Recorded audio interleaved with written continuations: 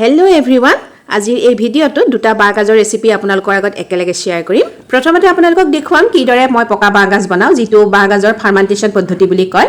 সকলোৱে বনায় বাৰু জানে, তথাপি মইনো কিদৰে বনালো তাকে দেখুৱাম। আৰু দ্বিতীয়তে বাঁহগাজৰ আচাৰৰ ৰেচিপি এটা শেয়াৰ কৰিম। সাধাৰণতে লগে লগে ৰুকিয়ে বনোৱা বাঁহগাজৰ আচাৰটো টেঙা নহয়, কিন্তু মই টেঙা কৰিম। লগে লগে বনাই আপোনালোকে খাব পাৰিব, গতিকে শেষলৈকে চাব বুলি আশা কৰিলোঁ আজি ভিডিঅ'টো। এয়া মই দুটা ভুলুকা বাঁহৰ বাঁহগাজ লৈছোঁ। এটা একেবাৰে কোমলীয়া বাৰু, বাকলি এৰুৱাই মই ভালদৰে ধুই চাফা কৰি ল'লোঁ। এতিয়া এইখন এয়া পিহনা লৈছোঁ, আৰু পিহনাৰ এয়া দাঁতকেইটা দেখিছেনে, অকণ ডাঙৰ হয়, এনেকুৱা হ'লে ভাল হয়। বাঁহগাজটোৰ আগ অংশ মই কাটি ল'লোঁ। কিয় জানেনে বাৰু, এই অংশ তিতা হয়। বহুতে অভিযোগ কৰা শুনা যায় যে আমাৰ বাঁহগাজৰ খৰিচা বনালে দেখোন তিতা হৈ যায়। আচলতে এইকণ দিব নালাগে, পিছৰ অংশহে দিব লাগে। নাজানাসকলৰ বাবে কৈছোঁ, ভুলতো এই অংশ নিদিব। যদি দিয়ে তেনেহ'লে গোটেই খৰিচাখিনি আপোনালোকৰ তিতা হৈ যাব। এই অংশ আমি লগে লগে খাৰণী ভাজি খাব পাৰোঁ। মই যোৱা বছৰৰ এটা ৰেচিপি শ্বেয়াৰ কৰি থোৱা আছে চেনেলত, যদি মন কৰে আপোনালোকে চাব পাৰিব। মই ডেছক্ৰিপশ্যনত লিংকটো দি দিম, নহ'লে আই বটনত দি দিম। আৰু এয়া মই গোটেই বাঁহগাজখিনি ৰুকি ল'লোঁ। এয়া আমাৰ খৰিচা প্ৰস্তুত হৈ গ'ল। বন্ধু বান্ধৱীসকল, আজিৰ ভিডিঅ'টো যদি ভাল পায় আপোনালোকে শেষত প্লিজ লাইক কৰিবলৈ নাপাহৰিব। কমেণ্টত জনাব কেনেকুৱা পালে, তাৰ লগতে যদি পাৰে আজি ভিডিঅ'টো শ্বেয়াৰ কৰি দিব। আৰু নতুন যিসকল আজি মোৰ চেনেলত প্ৰথমবাৰৰ বাবে ভিডিঅ' চাবলৈ আহিছে, শেষত যাতে ছাবস্ক্ৰাইব কৰি থৈ যায় চেনেলটো, লগতে কাষত থকা বেল আইকনটো প্ৰেছ কৰি অলটোত যাতে ক্লিক কৰি থৈ যাবলৈ নাপাহৰে। তেতিয়া মোৰ নটিফিকেশ্যনবিলাক আপোনালোকে আগতীয়াকৈ পাই যাব। এয়া মেজাৰিং কাপৰ জোখেৰে 3 কাপ মই বাঁহগাজৰ খৰিচা লৈ ল'লোঁ। দুভাগ কৰি পেলালোঁ, এভাগ আচাৰ বনাম আৰু এভাগ এয়া মই পকা বাঁহগাজ বনাম। এটা ষ্টিলৰ চচপেন ল'লোঁ, তাতে এয়া পৰিষ্কাৰ ঠাণ্ডা পানী লৈছোঁ আৰু ৰুকা বাঁহগাজৰ খৰিচাখিনি বাকি দিলোঁ। 2-3বাৰমান মই পানী সলাই খচি এইদৰে ধুই যাম। এনেকুৱা কৰিলে বহু দিনলৈ আমাৰ বাঁহগাজৰ পানীটোৰ লগতে খৰিচাখিনিও বহু দিনলৈ ভাল হৈ থাকে, নহ'লে পানীটোৰ ওপৰত ভেঁকুৰজাতীয় এটা চামনি উঠি যায় আৰু বাঁহগাজৰ খৰিচাখিনিও ৰঙচুৱা এটা বৰণ ধৰি যায়। এয়া মোৰ ধোৱা হৈ গ'ল। এতিয়া মই এটা পৰিষ্কাৰ আইনাৰ বৈয়াম লৈছোঁ আৰু এই বৈয়ামটোত এতিয়া মই চেপি এইদৰে থৈ যাম। 8 পৰা 10 দিন থোৱাৰ পিছত আমাৰ এয়া বাঁহগাজখিনি পকা বাঁহগাজলৈ পৰিণত হ'ব, টেঙা হ'ব আৰু পক উঠিব, খাবলৈ ভাল লাগিব। আপোনালোকে ইচ্ছা কৰিলে থেকেৰাও দিব পাৰে, থেকেৰা দিলে সোনকালে টেঙা হয় বাৰু, নিজে টেঙা হোৱাটো ভাল। এতিয়া মই এয়া গোটেইখিনি চেপি আইনাৰ বৈয়ামটোত থৈ দিলোঁ। আৰু এতিয়া ফিল্টাৰৰ একদম ঠাণ্ডা পৰিষ্কাৰ পানী ইয়াতে বাকি দিম। এইটো ষ্টেজত আপোনালোকে ভোট জলকীয়া দিব পাৰে। মই পকা জলকীয়াকে দিম, সাধাৰণ যিটো পকা জলকীয়া, কাৰণ ভোট জলকীয়া অত্যন্ত গৰম পৰিছে আৰু ইমান গৰমত ভোট জলকীয়া খালে বিশেষকৈ মহিলাসকলৰ পেচাবৰ জ্বলনি পুৰণি বা ইউৰিন ইনফেকশ্যন হ'ব পাৰে, গতিকে আঁতৰি থকাই ভাল। মই এয়া সাধাৰণ পকা জলকীয়া কেইটামানকে ফালি দি দিছোঁ। ধুনীয়া গোন্ধ এটা ওলাই জলকীয়া দিলে, সেইকাৰণে দিছোঁ বাৰু, বহুতে নিদিলেও কথা নাই। এতিয়া টাইটকৈ ঢাকোন মাৰি অন্ধকাৰ আৰু অকণমান গৰম ঠাইত থৈ দিব লাগে। 8 পৰা 10 দিনৰ পিছত এয়া খৰিচা খাবলৈ আমাৰ ৰেডি হৈ যাব। টেঙা হ'ব খৰিচাখিনি, পক উঠি যাব। সেয়াই হৈছে পকা বাঁহগাজৰ খৰিচা। খুব ধুনীয়া গোন্ধ এটা ওলায় আৰু টেঙা হৈ যোৱাৰ পিছত বিভিন্ন ব্যঞ্জনত আমি ব্যৱহাৰ কৰিব পাৰোঁ। আচাৰ বনাব পাৰোঁ ইয়াৰ পৰা উলিয়াই, লগতে শুকান বাঁহগাজৰ খৰিচাও প্ৰস্তুত কৰিব পাৰোঁ। কেনেকুৱা পালে আজি মোৰ পকা বাঁহগাজৰ খৰিচাৰ ৰেচিপিটো জনাব আপোনালোকে কমেণ্টত, আৰু আপোনালোকে কেনেকৈ বনায় সেয়াও জনাব। এতিয়া আগবাঢ়ো বলক আচাৰৰ ৰেচিপিটোলৈ।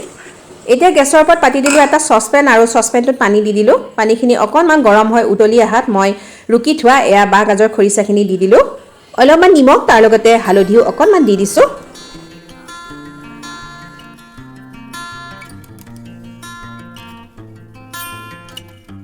দুই মিনিটমান সময় মই খৰিচাখিনি এইদৰে উতলিবলৈ দিলোঁ হাই ফ্লেমত।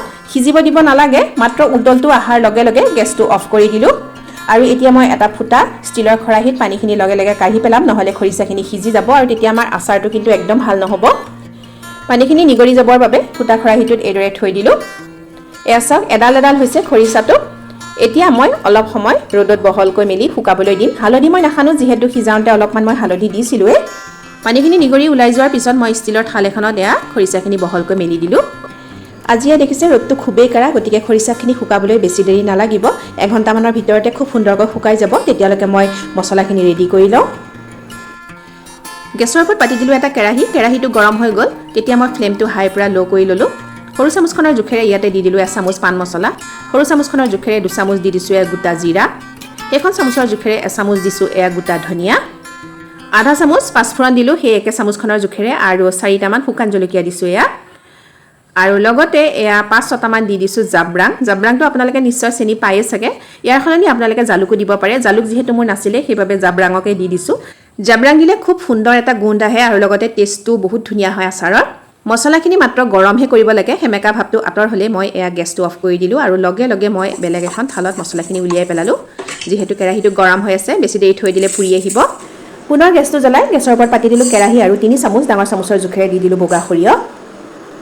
কেৰাহী যিহেতু গৰম হৈয়ে আছে বেছি সময় নাভাজো মই মাত্ৰ সৰিয়হকেইটা গৰম হ'লেই হ'ল এয়া গেছ অফ কৰি দিলোঁ আৰু আগতে ভাজি লোৱা এয়া মছলাখিনিও আমাৰ ঠাণ্ডা হৈ গ'ল মিক্সিত মই এয়া মাৰি ল'লোঁ সম্পূৰ্ণ পাউডাৰকৈ মই গুড়ি কৰি লোৱা নাই এইদৰে গোটা গুটি কৰি ৰাখিব লাগে তেতিয়া ভাল লাগে আচাৰটো খাবলৈ এইখিনি মই উলিয়াই ল'লোঁ মিক্সি জাৰটোৰ পৰা পুনৰ মই এতিয়া হালধীয়া সৰিয়হখিনি মিক্সিত মাৰি ল'ম সেইখিনি কিন্তু মই অকণমান পাউডাৰৰ নিচিনাকৈ বনাম এয়া চাওক এয়া মই সৰিয়হখিনি সম্পূৰ্ণ গুড়ি কৰি ল'লোঁ এইদৰে আচাৰটো বনালে বাঁহগাজৰ খাবলৈ খুব ভাল লাগে মই এইদৰেই বনাওঁ এইখিনি এতিয়া উলিয়াই ল'লোঁ ৰ'দৰ পৰা মই বাঁহগাজৰ খৰিচাখিনি লৈ আহিলোঁ এয়া চাওক পানী ধুনীয়াকৈ শুকাই গ'ল আজি ৰ'দ যিহেতু খুবেই কাঢ়া আছিলে গ্লাছৰ বাউল এটাত মই এয়া খৰিচাখিনি উলিয়াই ল'লোঁ আনফালে এতিয়া মই গেছৰ ওপৰত পাতি দিলোঁ এটা কেৰাহীত মই দি দিলোঁ ডাঙৰ কাপৰ জোখেৰে একাপ মিঠাতেল আৰু এই মিঠাতেলখিনি মই একদম সম্পূৰ্ণ গৰম হ'বলৈ দিম তেতিয়ালৈকে মই এয়া খৰিচাখিনিত সৰু চামুচৰ জোখেৰে আধা চামুচ দিছোঁ হালধি সোৱাদ মতে দিম নিমখ এতিয়া মই অলপ দিছোঁ প্ৰয়োজন হ'লে আকৌ দিম আচাৰৰ নিমখটো অলপ সৰহে লাগে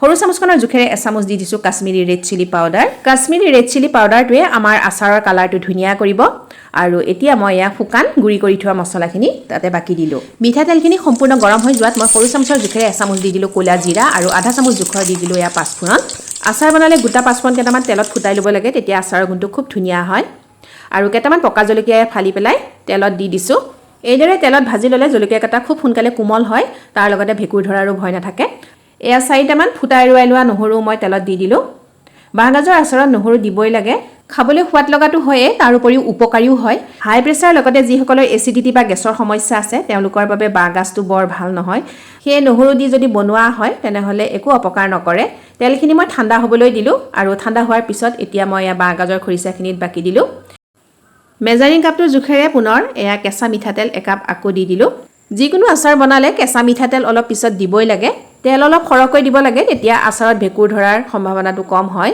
3 কাপ মই একে মেজাৰিং কাপৰ জোখেৰে লৈছিলোঁ বাঁহগাজৰ খৰিচা আৰু সেইটো কাপৰ জোখেৰে 2 কাপ দিলোঁ মিঠাতেল আজি যিহেতু ইনষ্টেণ্ট মই বাঁহগাজৰ খৰিচাৰ আচাৰ বনাবলৈ গৈ আছোঁ লগে লগে বনোৱা খৰিচাৰ আচাৰ কেতিয়াও টেঙা নহয় সেয়ে মই ইয়াত মিহলালোঁ এয়া সৰু চামুচৰ জোখেৰে আধা চামুচ চাইট্ৰিক এচিডে আমাৰ আচাৰখিনি টেঙা কৰাৰ লগতে খুব সোনকালে কোমল কৰিব আৰু লগতে সংৰক্ষণতো সহায় কৰিব এয়া চাওক আমাৰ আচাৰ একদম লগে লগে কোমল হৈয়ে আহিছে আৰু ৰাতিপুৱা বনোৱা আচাৰ আপুনি দুপৰীয়া ভাতৰ লগত খাই দিব পাৰিব অকণমান ৰ'দত উলিয়াই দিছোঁ দেখিয়ে নিশ্চয় গম পাইছে চাগে কিমান টেষ্টি হ'ব আচাৰখিনি গুণটো ক'বই নালাগে বহুত ধুনীয়া গোন্ধাইছে আৰু এইদৰে ক'লা জিৰা দিব লাগে বাঁহগাজৰ আচাৰত আচাৰখিনি ঠাণ্ডা হৈ যোৱাত মই এয়া খালি ঘিউ বটল আছিলে ভালদৰে ধুই মেলি শুকুৱাই লৈছোঁ আৰু ইয়াতে মই এতিয়া ভৰাই থ'ম আচাৰখিনি কোনো ধৰণৰ লেতেৰা বা ফাংগাছ থাকিব নালাগে অকণমান যদি কিবা লেতেৰা থাকে আচাৰ কিন্তু ভেঁকুৰি যাব এইদৰে বনাকচোন আপোনালোকে ৰুটি ভাত লুচি সকলোৰে লগত খাব পাৰিব বহুত ভাল লাগে এইদৰে বনোৱা বাঁহগাজৰ আচাৰটো আৰু যিমান দিন হৈ যাব তিমানে আচাৰখিনি টেঙা হৈ যাব আৰু খাবলৈ খুবেই সোৱাদযুক্ত হ'ব